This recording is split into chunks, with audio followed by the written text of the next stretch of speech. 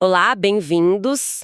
Hoje a gente vai fundo na história de uma figura que, bom, em só 26 anos de vida, redefiniu a música brasileira. Um nome gigante, né? Gigante. A gente tem aqui em mãos uma análise acadêmica sobre o tal fenômeno Noel Rosa e também uma biografia bem detalhada. E a nossa missão é tentar entender como esse jovem de Vila Isabel, com toda essa genialidade e essa urgência, se tornou imortal. Exato. E o ponto de partida é quase inacreditável.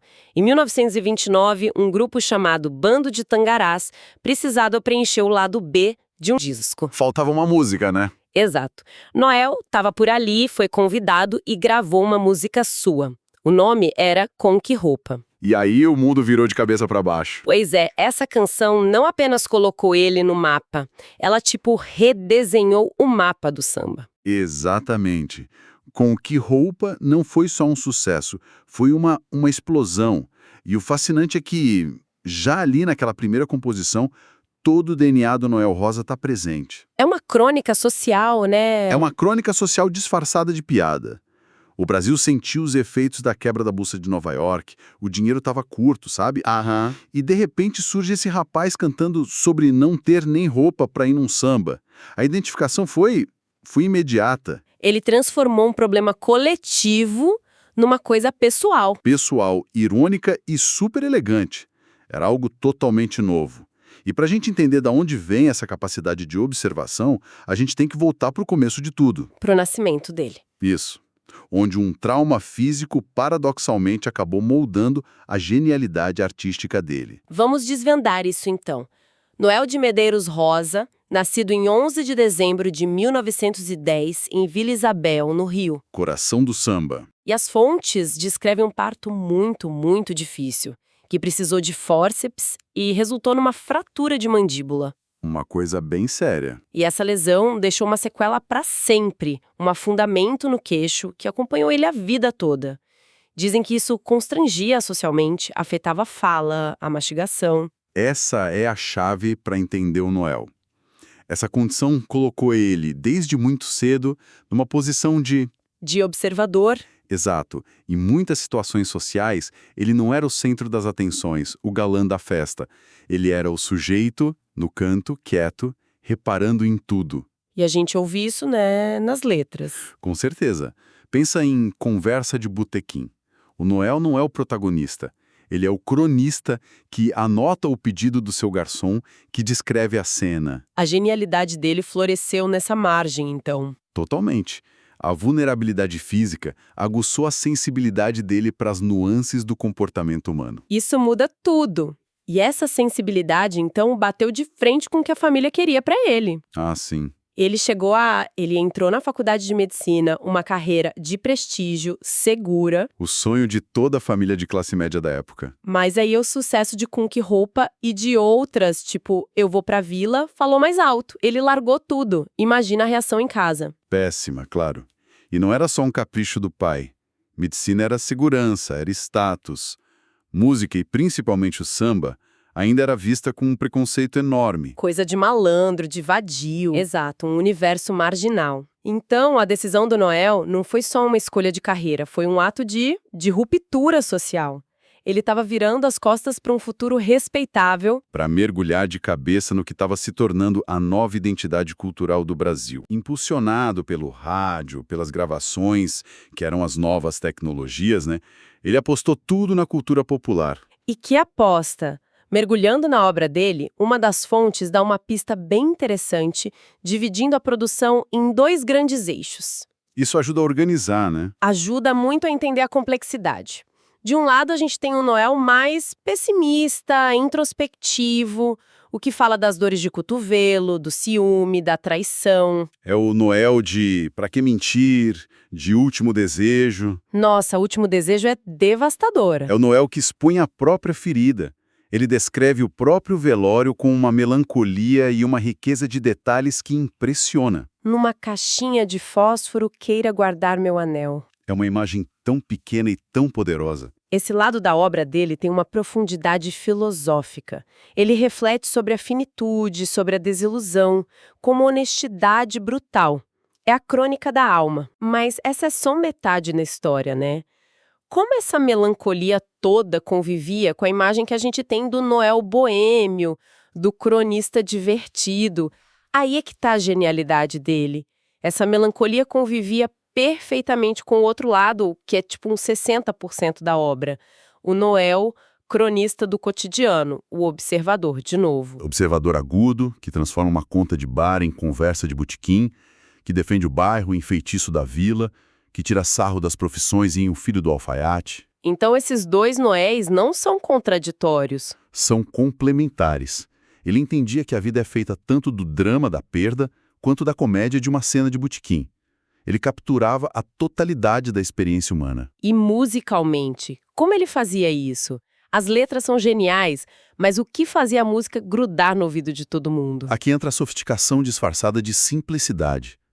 O samba antes de Noel era muitas vezes mais direto harmonicamente. Mais linear. Isso. Noel, que era um ótimo violonista e bebia na fonte do choro, começa a usar umas dissonâncias sutis, acordes de passagem, coisas que enriqueciam a melodia sem complicar. Ele sofisticou o samba sem tirar o apelo popular.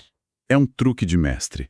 A melodia é assobiável, mas a harmonia por trás é de uma complexidade enorme. E ele não fazia isso sozinho, certo? As parcerias são um capítulo fundamental. Fundamental. Noel era um colaborador nato. A parceria com o Vadico, por exemplo, é uma das mais ricas da nossa música. Feitiço da Vila, Conversa de Botequim. Clássicos. Vadico era um pianista de formação mais erudita, e dessa mistura da melodia sofisticada de um com a letra coloquial e genial do outro, saíram essas pérolas. Mas ele também compôs com gente do morro, como Ismael Silva. Mundos. Compôs com Ari Barroso. Essa capacidade de somar talentos mostra uma generosidade artística e uma versatilidade raras. Lendo as fontes, uma coisa que me saltou aos olhos foi a produtividade dele. Os números são, assim, absurdos. É impressionante. Em 1931, ele teve 31 composições gravadas. Em 32, foram 43. No ano seguinte, mais 33. Dá quase uma música nova a cada 10 dias sendo gravada. É uma urgência criativa imensa. De onde vinha isso? Era só o fogo da juventude ou tinha algo mais? Essa urgência é a própria trilha sonora da vida dele. Era uma corrida contra o tempo, mesmo que ele não soubesse disso conscientemente. A boemia, a saúde frágil. Tudo isso criava um ciclo. A vida dele, principalmente amorosa, era um turbilhão e virava matéria-prima imediata para as canções. E a tuberculose, que só foi diagnosticada em 34. Mas com certeza já minava a saúde dele há anos, talvez gerando essa sensação de que era preciso viver e criar intensamente. Sabe, para Noel, não existia separação entre arte e vida.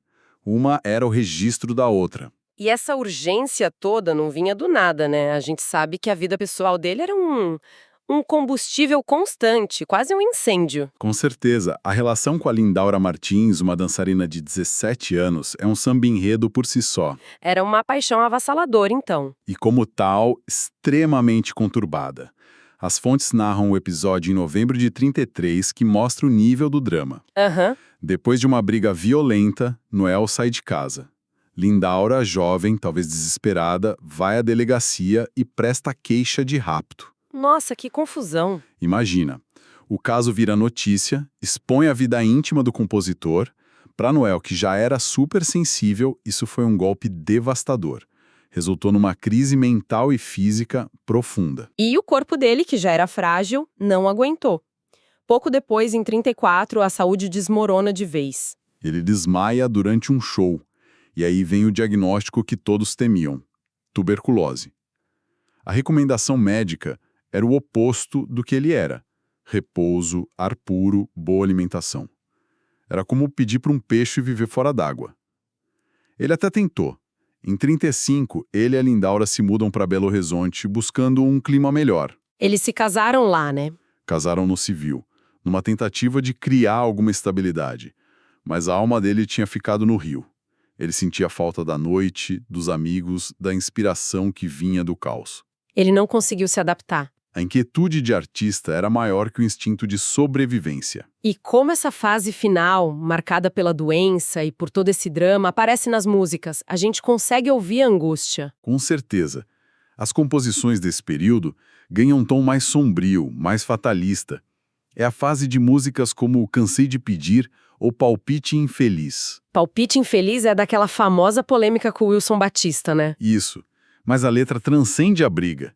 Quando Noel canta Quem dá palpite infeliz não tem amigo e nem tem juiz, ele está falando da polêmica, mas também da solidão, do abandono que a doença trazia. E o mais impressionante é que, mesmo assim, ele não parou. De jeito nenhum.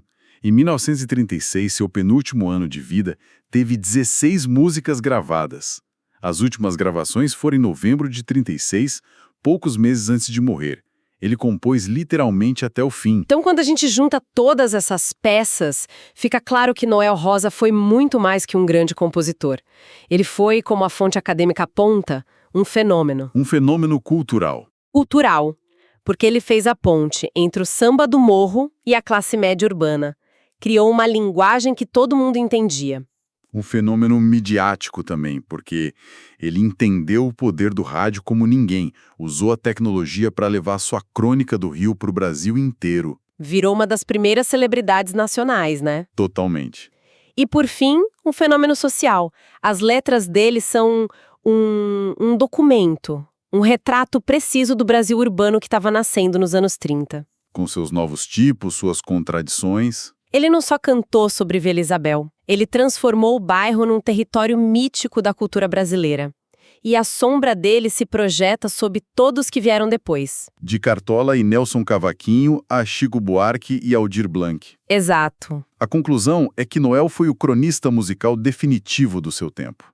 Ele não era só um sambista, era um jornalista de melodias. E a obra continua viva. Muito viva, porque por trás das histórias do malandro, do garçom, ele trata de temas universais. Amor, perda, alegria, a crítica aos costumes, a ironia como sobrevivência. Exato. Ele provou que a música popular pode ser, ao mesmo tempo, profundamente simples no alcance e imensamente genial na execução. A morte precoce em 4 de maio de 37, claro, cristalizou um mito. Mas é a qualidade da obra que o mantém aqui. É a qualidade atemporal e irretocável da arte dele que garante sua imortalidade. Então, o que vimos hoje foi a história de uma ascensão meteórica, impulsionada por uma canção que capturou o espírito de uma época. Vimos como um homem, marcado desde o nascimento por uma limitação física, a transformou em sua maior força. Virando o grande observador do seu tempo. A gente acompanhou uma vida trágica pela brevidade, mas com uma intensidade e produtividade que desafiam a lógica. E, no fim, entendemos o legado de um artista que não só escreveu sambas, mas ajudou a escrever a própria identidade cultural do Brasil. Exatamente. E para encerrar, fica uma reflexão que as próprias fontes nos provocam a fazer. Noel foi um mestre em usar a linguagem, a tecnologia e os cenários do seu tempo para fazer crônicas sociais afiadas. Se ele estivesse compondo hoje, no meio dos aplicativos, das redes sociais, do funk, do trap e de todos os novos dilemas do Brasil atual, sobre o que falariam as suas letras? Como o poeta da vila usaria sua ironia para traduzir o nosso século XXI?